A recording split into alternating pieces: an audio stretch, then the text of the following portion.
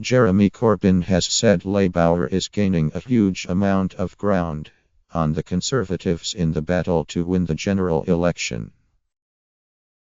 The Labour leader urged voters to watch this space, despite opinion polls putting his party as many as 24 points behind the Tories ahead of the June 8 vote.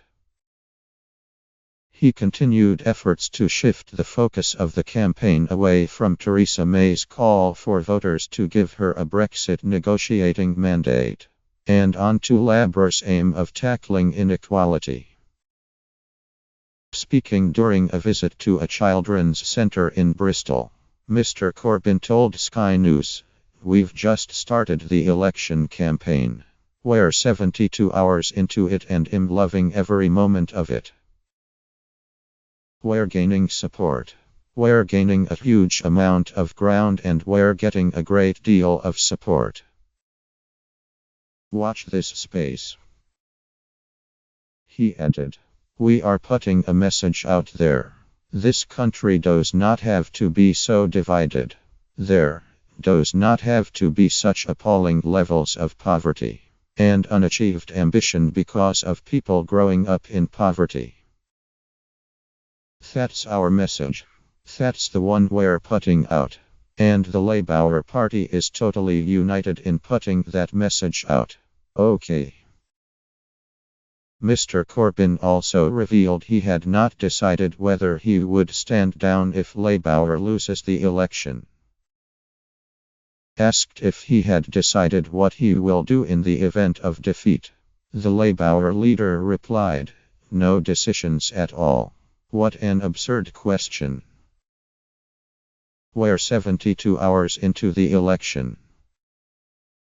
Hundreds of Labour supporters turned out at Whitchurch Common in Cardiff for Mr. Corbyn's visit to Cardiff North, where he was joined by Welsh Labour leader Carrie Jones. Mr. Corbyn said it was 78 hours into the election campaign and this was his sixth event. He said, "We are out on the road, taking our message to the whole of the country, taking a message that 7 years of this Tory government and the coalition has brought us greater inequality, greater poverty, greater insecurity, greater misery, greater levels of fear. Every time they told us they would pay off the debt and the deficit, it was always 5 years away. It is a 5-year plan that is always 5 years in the future as they continue to cut the budgets of English local authorities and the health service, underfund the Government of Wales and damage the life chances of those with disabilities, damage the life chances of so many others. Our job, our task as Labour, is to challenge them." Mr. Corbyn was heckled by some members of the crowd, shouting for him to stop Brexit during the early part of his 20-minute speech, but others told them to shut up.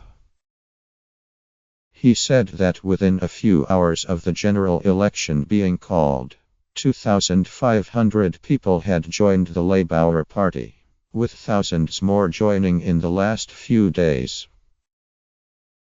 Mr. Corbyn said Labour was the party of hope and opportunity for everybody, before speaking about his plans to abolish 0-hours contracts and to introduce a £10 an hour living wage for everybody.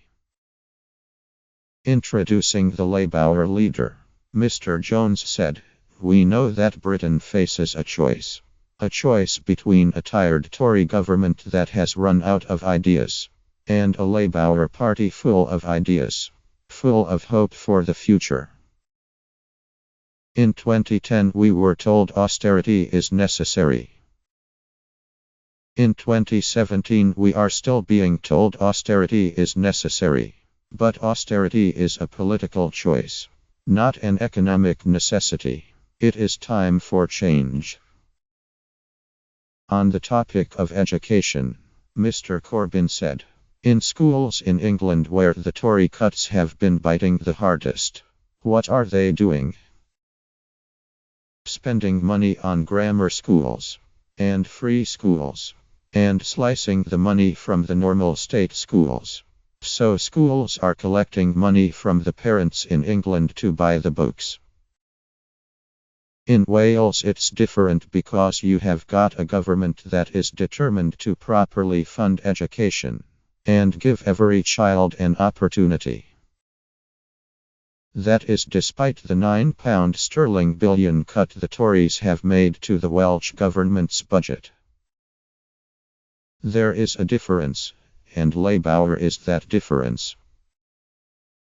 Mr. Corbyn said he applauded what the Welsh government had done in making sure every child in a Welsh school was properly fed, and said he wanted to roll that out across the whole of Britain so that every child in every school in every part of Britain gets a free school meal together with all the other children in the school. He added, "Children that are properly fed learn better and achieve better."